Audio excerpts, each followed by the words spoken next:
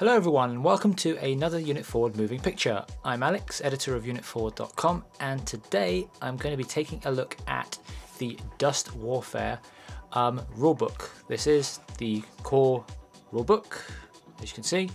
And I'm just going to have a quick look inside to show you, what's inside the rulebook, what it looks like, what it covers, and all that kind of stuff. This is my copy of the rulebook that I got about a month after Dust Warfare came out last April in 2012. So let's have a look and see what is inside. So you see it's hardcover, just to start with. On the back you have, the year is 1947 and the war rages on. And you can see it's got a bit of fluff there about, Hitler's been assassinated, so there are no Nazis in Dust Warfare. The Axis have the former Nazis kind of reformulated themselves as the Axis, and now the Axis allies and the Sino Soviet Union are all fighting.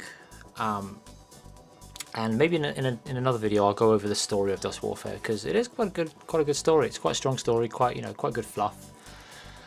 So yeah, this is just going to be a quick overview of what the rulebook contains. So see, this has just got some image there.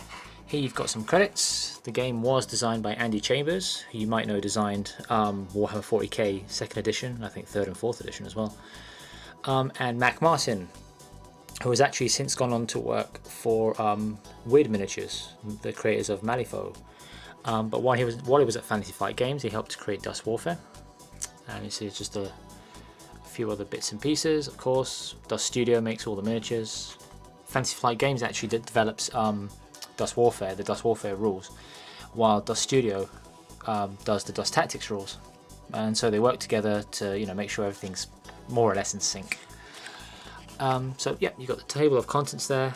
The introduction, it covers basic training, which is actually an introduction to miniature gaming, which is nice. You don't have to have experience with another game to be able to play Dust Warfare. This can be your first ever miniatures game you've ever tried, and you'll by the time you've read the rulebook, you'll have an idea of what miniatures gaming is all about, which is nice. You don't have to kind of have played 40k or have played Flames of War or whatever first to have an idea of what to expect with this. This can be your first ever game, and that's fine. So it covers basic training, which is basically stuff about miniatures gaming. The game itself, the rules, the meat of the game, how you play the game. Ooh, there's a bit of glare on the book. Chapter 3 is Spec Ops, special abilities, heroes, things like that. Chapter 4 is Battles, which is scenarios, terrain, setting up a game, the battle builder, all that kind of stuff. And the battle builder is one of the most unique things about Dust Warfare. Chapter 5 looks at the allies, basically platoons, what you can take in a platoon, your troop options, all that stuff. And Chapter 6 does the same thing for the Axis. The SSU, Sino Soviet Union, which is currently the 3rd faction in the game, isn't included in this rulebook. It's just the Axis and the Allies. You have to buy campaign books Verograd, which I will do a video on, to find out how to play the SSU, how to put together an SSU force. And kind of the idea with Dust Warfare is that with every new campaign book, which will be released, I think every 3 or 4 months, there will be new, maybe a new platoon option. The latest book, Hades, has an entirely new platoon, the Red Platoon for the SSU. And each book will introduce new units and new things for the game, as it were. New rules and things like that. So it's an ongoing thing. So there's the contents and the credits. The introduction is just, welcome to Dust Warfare. How to use this book. The history of Dust, and it is quite a cool history actually. So, yeah, we've got the history of Dust. Try to get that level. Let's try and put this down on the table.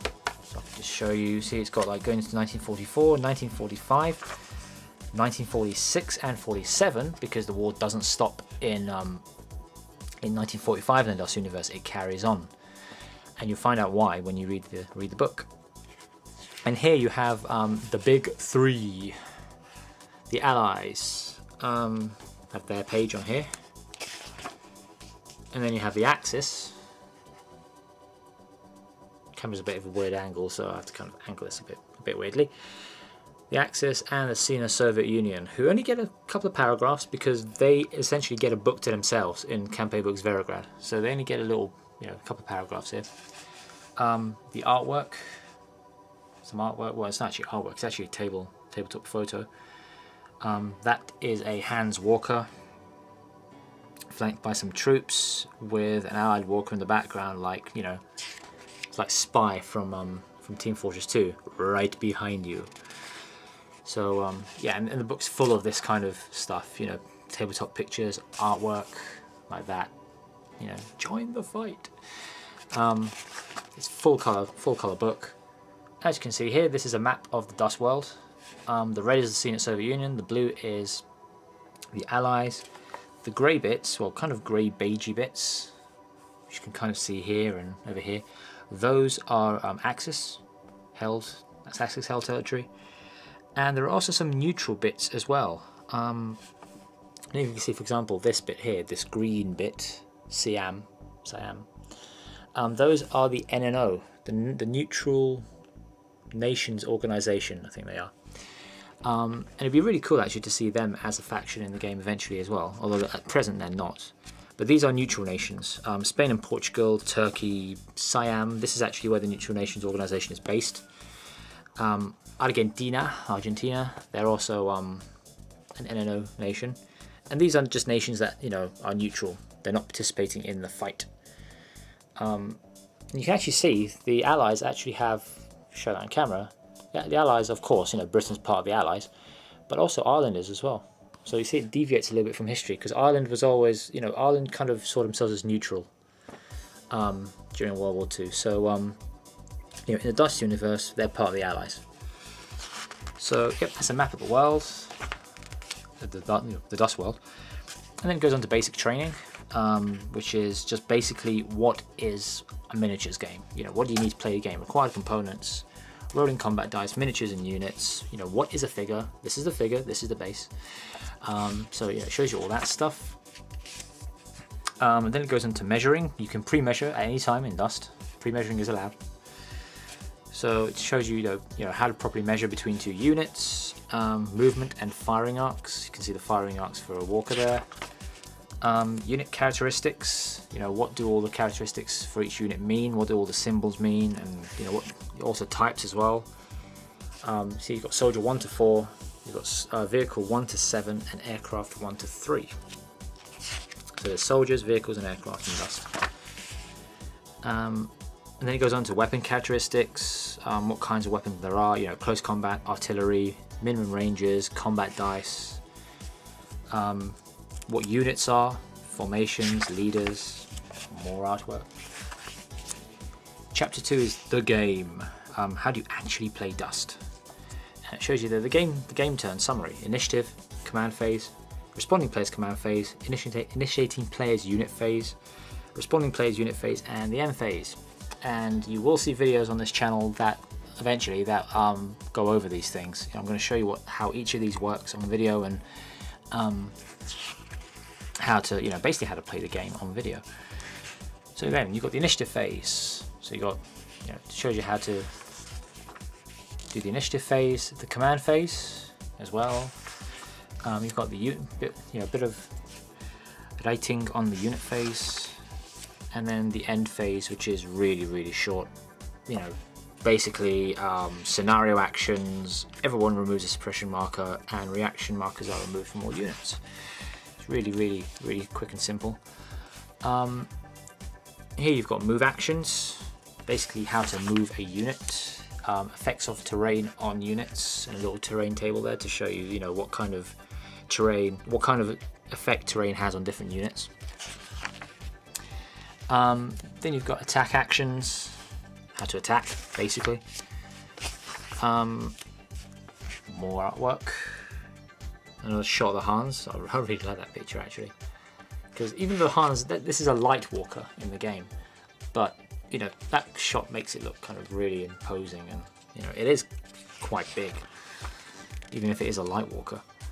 Suppression and retreat. Suppression and reactions also are a huge part of Dust Warfare, and part of what makes it so cool.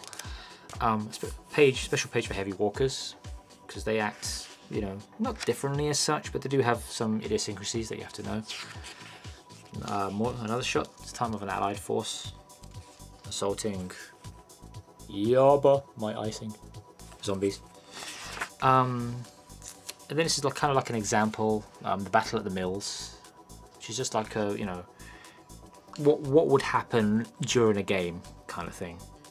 You know, it tells you, like, for example, you know, this pounder is in command range of max range of command squad. This allows it to receive an order to fire during the command phase and then fire again when it's activated in the unit phase.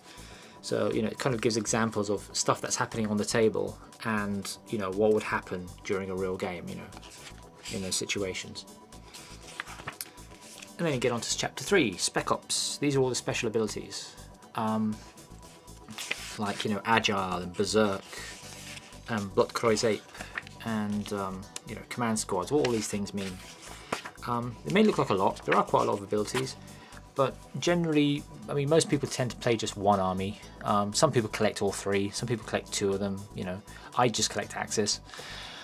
So after a while, you'll know what these things mean. You know what Berserk means. You'll know what Radio Man means. You know, it's kind of like almost like playing a CCG in a sense, card game, collectible card game, where, like, you know, after a while, you know what certain abilities on cards mean. You don't have to keep looking up what they mean. You know, and it's sort of like that. You know, after a few games of playing, you'll just know what these abilities are. You know, off by heart. It's not hard to learn at all. So special weapon abilities like artillery, burst weapons, close combat, grenades, lasers, phasers. There's a page here on heroes, how heroes work. There's a shot there of the allied hero, the priest. So yeah, that's he's not actually a priest, by the way. That's his kind of nickname, the priest, because whenever he goes on the cover, he kind of tends to dress up as a priest. So that's why he's got that nickname. So yeah, that's a page on heroes, more artwork.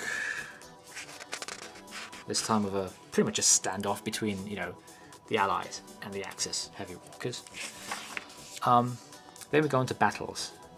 Basically how to set up a game of Dust Warfare, determining your army point totals, choosing your forces, tournament scenarios. Dust Warfare was actually written with tournaments in mind, and this is one of the things I really like about the game. It's not you know, it's not as hand wavy as a lot of other war games, where, you know, the whole point is to have fun and, you know, have a chuckle over some beer. And you can do that in Dust Warfare. I mean, you can do that with any game. You know, get together with some friends, have a laugh, have a chuckle, have a, you know, a friendly game.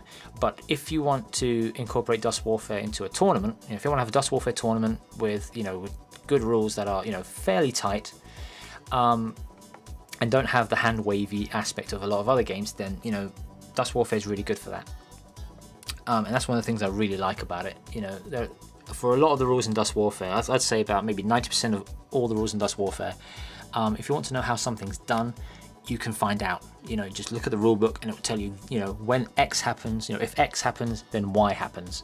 You know, if you do A, then do B. You know, it tells you that stuff. It's not like, you know, roll a dice, interpret it your own way, and then carry on and discuss it afterwards, you know.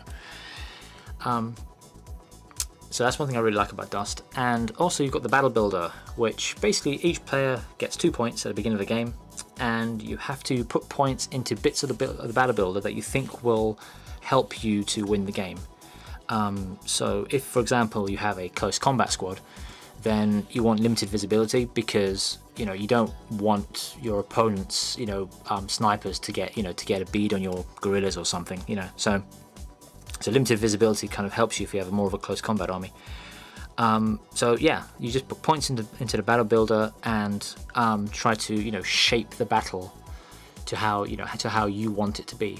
And also this takes a lot of pressure off tournament organizers as well, because, you know, they don't have to necessarily make scenarios, you know, for a tournament.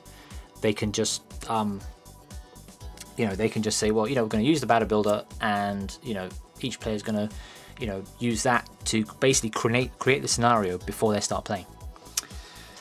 So Battle Builder, objectives, game length. A game of Dust usually takes about an hour, hour and a half. The official tournament rules say an hour and a half should be allowed for each game. So deployment, conditions, terrain and how to place terrain as well in the game. Fortifications, picture there of Angela, the deadly Axis sniper hero, one of the best heroes in the game actually. She is pretty lethal. So yeah, fortifications, which no one really uses at present, I don't think. It's there if you want to use them. I don't see many people using them, but maybe in the future, you know, there'll be like a, you know, like a push to kind of take a fresh look at fortifications or something. Because, you know, you've got obstacles, trenches, barbed wire, all that stuff. Campaign scenarios. So if you're creating a campaign, it shows you how to create a campaign, make up your own scenarios. And then some scenarios. March battle, front lines, night engagement, secret mission, more artwork, assault, and even more artwork. I say artwork, it's actually miniature, it's actually photos of a battle. But and then you have Chapter 5, the Allies, and this basically tells you about the leaders, war fronts, the Allies army list, Allies weapons, you know, all that kind of stuff. That, by the way, is Rosie, again, one of the best heroes in the game. One of my favourite Allied heroes, actually, even though I don't even play Allies. This tells you about all the weapons that the Allies have. And then it shows you how to actually put together an army. So this shows you the platoons and platoon upgrades that you can take. It's not as restrictive as some people say it is. There's actually a lot of flexibility when putting together a Dust Warfare army.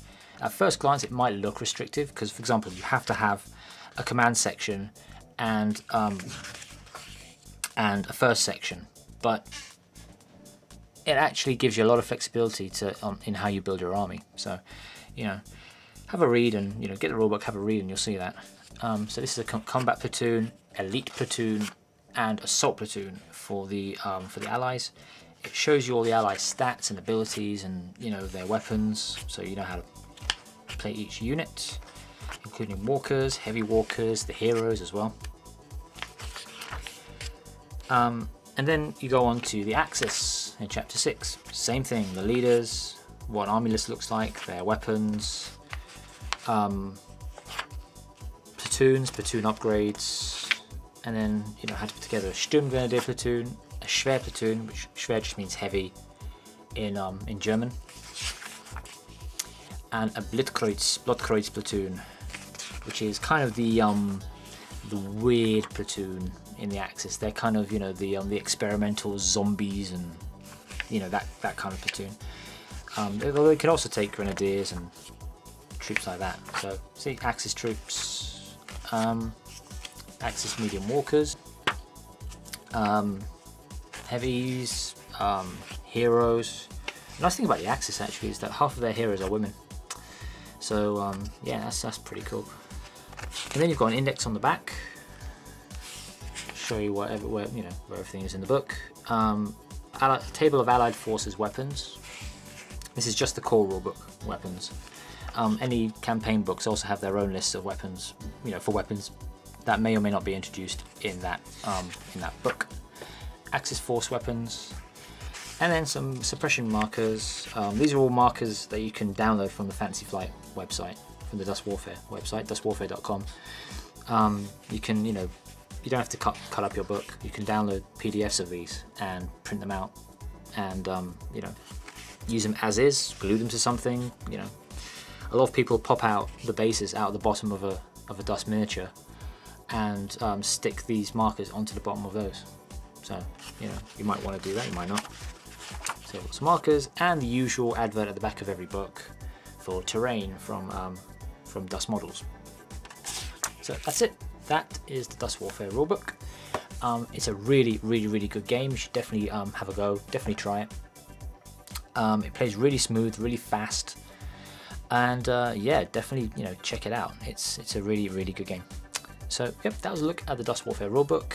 As usual, if you like this video, then, you know, please hit like. If you dislike it, hit dislike. And yeah, and be sure to subscribe and leave a comment as well. So thanks for watching, everyone. See ya.